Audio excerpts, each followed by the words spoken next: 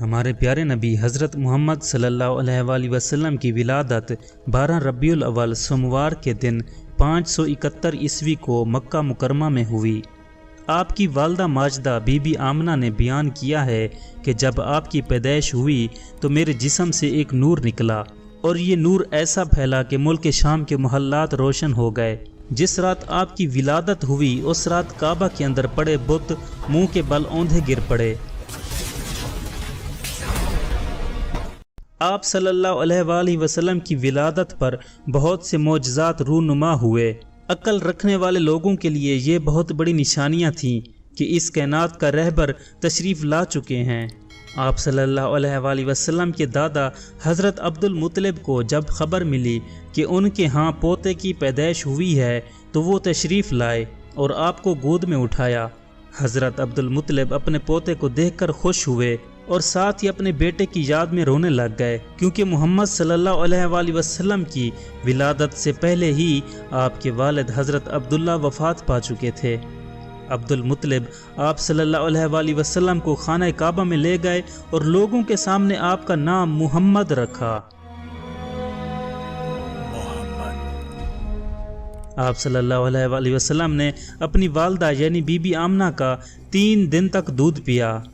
اس کے بعد ابو لہب کی باندی صوبیہ نے آپ صلی اللہ علیہ وآلہ وسلم کو دودھ پلایا۔ عرب میں اس زمانے کا دستور تھا کہ اپنے شیرخوار بچوں کو دیہات میں بھیج دیتے تھے، اس لیے کہ دیہات میں نشو و نما اچھی ہوتی ہے، کیونکہ وہاں قدرتی تازہ غذائیں میسر ہوتی ہیں۔ اس لیے دیہات کی وہ عورتیں جن کے ہاں بچے کی پیدائش ہوتی وہ شہر میں کسی مالدار گھر کے شیرخوار بچے کو اپنے ساتھ لے جاتی اور اپنا دودھ پلا کر ان کی نشو و نما کرتی اور بدلے میں اس بچے کے خاندان سے معاوضہ طلب کرتی تھی۔ جب محمد صلی اللہ علیہ وآلہ وسلم کی پیدائش ہوئی تو ان دنوں ایک قافلہ مکہ میں پہنچا۔ قافلے میں موجود عورتوں کو مالدار گھروں سے بچے بھی مل گئے، مگر آپ صلی اللہ علیہ وآلہ وسلم کو گود لینے سے ہر عورت انکار کر دیتی، کیونکہ آپ صلی اللہ علیہ وآلہ وسلم یتیم تھے اور آپ کی پرورش کے بدلے میں کسی عورت کو معاوضے کی امید نہ تھی۔ ان عورتوں کے قافلے میں ایک نہایت غریب عورت بھی تھی جس کا نام حلیمہ سعدیہ تھا۔ حلیمہ سعدیہ اپنی جس سواری پر سوار ہو کر قافلے کے ساتھ مکہ پہنچی وہ ایک لاغر سی اونٹنی تھی جو کہ مشکل سے ہی چلتی تھی۔ سوائے حلیمہ سعدیہ کے سب عورتوں کو بچے گود میں مل چکے تھے، اور ادھر سوائے محمد صلی اللہ علیہ وآلہ وسلم کے سبھی بچوں کو ان کی دودھ پلانے والی مائیں مل چکی تھیں۔ حلیمہ سعدیہ نے اپنے شوہر سے کہا کہ سوائے ایک بچے کے کوئی اور بچہ گود لینے کے لیے نہیں رہا، اور یہ بچہ یتیم ہے اور اس کو دودھ پلانے کے بدلے میں ہم کسی معاوضے کی امید نہیں رکھ سکتے۔ تو ان کے شوہر نے کہا آپ اسے گود لے لیجئے، ہمارا جو نصیب ہوگا وہ اسی سے مل جائے گا۔ اپنے شوہر کی اجازت کے بعد حلیمہ سعدیہ بی بی آمنہ کے پاس پہنچی اور محمد صلی اللہ علیہ وآلہ وسلم کو گود لینے کے لیے بی بی آمنہ کے آگے درخواست کی۔ بی بی آمنہ نے ان کی درخواست قبول کرتے ہوئے حلیمہ سعدیہ کو محمد صلی اللہ علیہ وآلہ وسلم کا دیدار کرایا۔ جب حلیمہ سعدیہ نے محمد صلی اللہ علیہ وآلہ وسلم کا دیدار کیا تو آپ کا نور ان کے دل میں چھا گیا۔ حلیمہ سعدیہ محمد صلی اللہ علیہ وآلہ وسلم کو گود لینے کے بعد قافلے کے ساتھ اپنے قبیلے کی طرف روانہ ہو گئی۔ محمد صلی اللہ علیہ وآلہ وسلم کی برکت سے حلیمہ سعدیہ کے نصیب کھل اٹھے۔ حلیمہ سعدیہ کی وہ اونٹنی جو کہ لاغر اور کمزور تھی اور جس کے تھنوں میں دودھ کا قطرہ نہ تھا، وہ اب سفر کے دوران سب سے آگے خوشی سے چلتی نظر آئی اور اس کے تھن دودھ سے بھی بھر آئے۔ قافلے کے لوگوں نے حلیمہ سعدیہ کی اونٹنی کی یہ کیفیت دیکھی تو حیران رہ گئے اور حلیمہ سے پوچھنے لگے کہ تمہاری اونٹنی کو کیا ہوا ہے؟ کیا یہ وہی اونٹنی ہے جو تم لے کر گئی تھی؟ یہ تو مشکل سے چلتی تھی۔ تو حلیمہ سعدیہ نے جواب دیا کہ جب سے ہم نے محمد کو گود لیا ہے تب سے ہماری ہر مشکل میں آسانی ہو رہی ہے۔ جب حلیمہ سعدیہ کا قافلہ اپنے قبیلے میں پہنچا تو وہاں سخت قحط پڑا ہوا تھا، تمام جانوروں نے دودھ دینا بند کر دیا تھا، مگر جب محمد صلی اللہ علیہ وآلہ وسلم حلیمہ سعدیہ کے گھر آئے تو حلیمہ کی وہ بکریاں جو دودھ دینا بند کر چکی تھیں وہ وافر مقدار میں دودھ دینا شروع ہو گئیں۔ حلیمہ سعدیہ کی بکریاں شام کو چرواہے سے واپس آتی تو ان کے تھن دودھ سے بھرے ہوتے تھے، جبکہ باقی ہر طرف خشک سالی تھی۔ باقی لوگ حلیمہ سعدیہ کی بکریوں کے دودھ کو دیکھتے ہوئے اپنی بکریاں بھی وہیں چرانے کے لیے لے جاتے جہاں حلیمہ کی بکریاں چرتی تھیں، مگر ان کے تھنوں میں دودھ نہ آتا، کیونکہ یہ چرواہے کا مسئلہ نہیں تھا بلکہ محمد صلی اللہ علیہ وآلہ وسلم کی برکت تھی، جس کو حلیمہ سعدیہ اور ان کے شوہر کے علاوہ کوئی نہ سمجھ سکا۔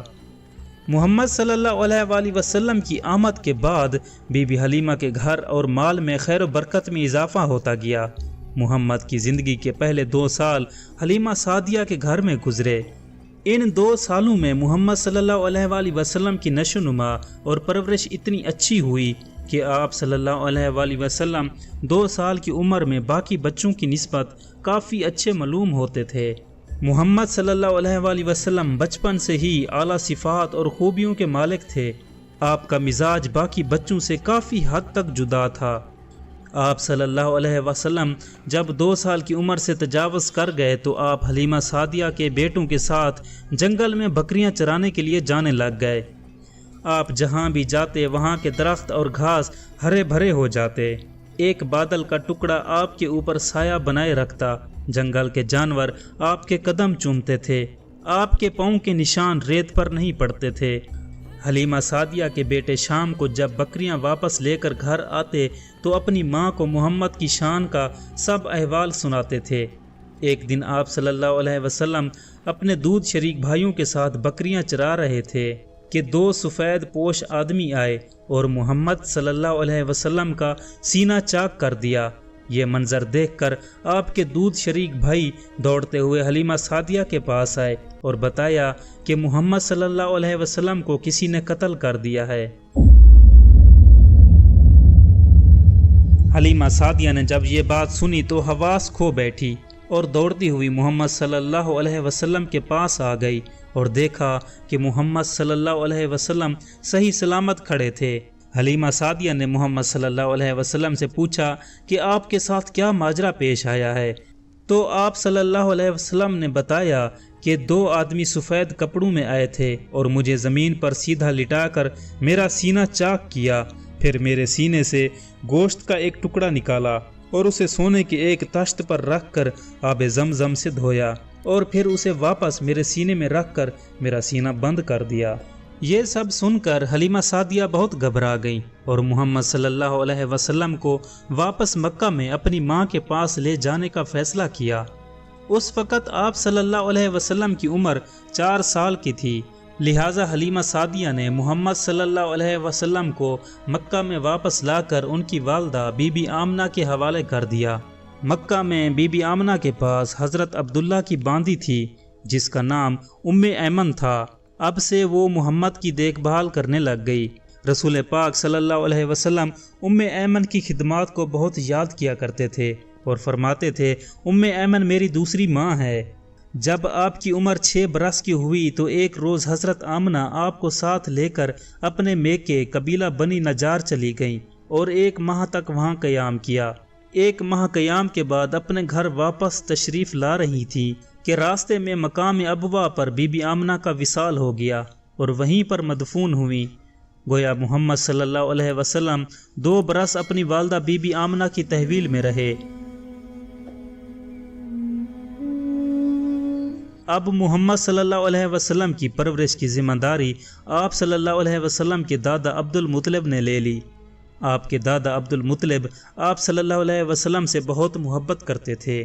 آپ کے دادا آپ کو اپنی گود میں بٹھا کر فرمایا کرتے تھے کہ اس بچے کا مقام بہت بلند ہوگا، یہ بچہ سید و سالار ہوگا۔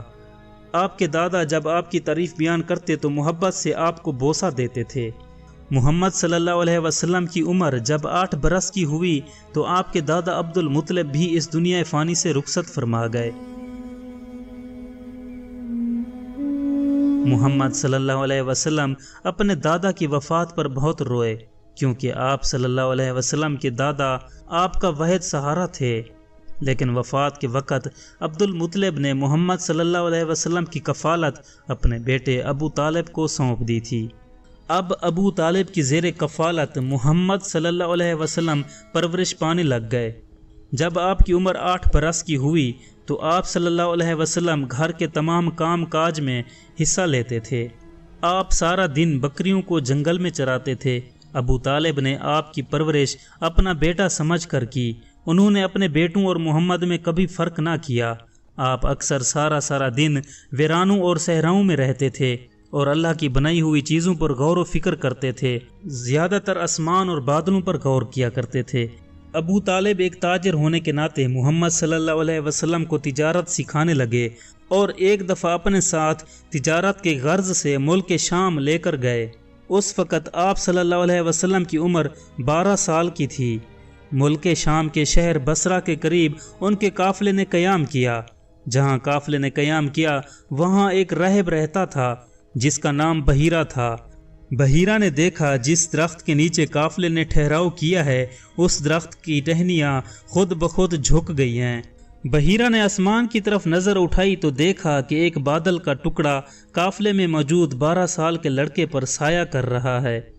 بحیرہ ایک دانشور اور عالم راہب تھا، یعنی اس نے اب تک نازل ہونے والی آسمانی کتابوں کا علم حاصل کر رکھا تھا اور اسے پتا تھا کہ اللہ کا ایک نبی آئے گا۔ بحیرہ محمد صلی اللہ علیہ وسلم کو دیکھ کر سمجھ گیا کہ یہ وہی نبی ہے جس کی بشارت آسمانی کتابوں میں موجود ہے۔ بحیرہ کو اس بات کا علم تھا کہ یہودیوں کو پتہ ہے کہ اللہ کا ایک نبی آنے والا ہے، کیونکہ یہودیوں کے دین میں اللہ کے نبی کی بشارت تھی، اور یہ بھی کہ اللہ کا یہ نبی یہودیوں کے دین کو ختم کر دے گا۔ اس لیے یہودی اس نبی کی تلاش میں تھے تاکہ اس کو ختم کر دیا جائے۔ بحیرہ نے جناب ابو طالب سے کہا، یہ وہی بچہ ہے جس کا ذکر آسمانی کتابوں میں ہے، اس لیے اس کو ملک شام میں نہ لے جاؤ کیونکہ یہودی اس کے دشمن ہے، بلکہ اسے واپس مکہ بھیج دو اور اس کی مکمل نگرانی کرو۔ چنانچہ ابو طالب نے اپنے چند ساتھیوں کے ساتھ محمد کو مکہ واپس بھیج دیا۔ ابو طالب کا محمد صلی اللہ علیہ وسلم کے بارے میں بیان ہے کہ آپ نے کبھی نہ جھوٹ بولا، نہ کبھی کوئی بیہودہ بات کی، نہ کبھی کسی کو کوئی تکلیف دی، نہ کبھی کسی کو دھوکہ دیا۔ آپ ہمیشہ خوش اخلاق اور رحم دل رہتے۔ آپ بچپن میں باقی بچوں کی نسبت مختلف مزاج کے مالک تھے۔ آپ بچپن میں باقی بچوں کی طرح شرارتیں نہیں کرتے تھے اور نہ کسی سے لڑتے جھگڑتے تھے۔ آپ ہمیشہ اس کائنات کی تخلیق پر غور و فکر کرتے رہتے۔ آپ کا بچپن اور جوانی جس معاشرے میں گزری وہاں پر بدکاری عام تھی، ہر طرف بت پرستی تھی، زناکاری اور جوا عام تھا، شراب نوشی اور سود جیسی برائیاں ہر طرف پھیلی ہوئی تھیں۔ اس طرح کی برائیوں سے گھرے ہوئے معاشرے میں نبی پاک صلی اللہ علیہ وسلم نے خود کو محفوظ رکھا اور اپنی سیرت پر کسی قسم کا کوئی داغ نہیں لگنے دیا، اور یہ ایک غیر معمولی بات ہے۔ اس طرح کے معاشرے میں خود کو برائیوں سے بچانا کسی عام آدمی کے بس کی بات نہ تھی، یہاں تک کہ آپ بچپن میں کبھی برہنہ نہیں ہوئے۔ ایک مرتبہ کا ذکر ہے کہ قریش تعمیر کعبہ کر رہے تھے جس میں آپ بھی کام کر رہے تھے۔ آپ اپنے کندھے پر پتھر لاد کر لا رہے تھے جس سے آپ کا کندھا مبارک چھل گیا۔ آپ کے چچا حضرت عباس نے آپ سے کہا اپنی ازار اتار کر کندھے پر رکھ لو تاکہ آپ کا کندھا مزید زخمی نہ ہو، لیکن آپ صلی اللہ علیہ وآلہ وسلم اس بات کو نہیں مان رہے تھے۔ حضرت عباس نے آپ کی ازار اتار کر آپ کے کندھے پر زبردستی رکھ دی، جس سے آپ صلی اللہ علیہ وآلہ وسلم برہنہ ہو گئے، اور برہنگی کی وجہ سے آپ صلی اللہ علیہ وآلہ وسلم اسی وقت بے ہوش ہو گئے۔ ناظرین، یہ تھی ہماری آج کی ویڈیو کو لائک اینڈ شیئر ضرور کیجیے گا۔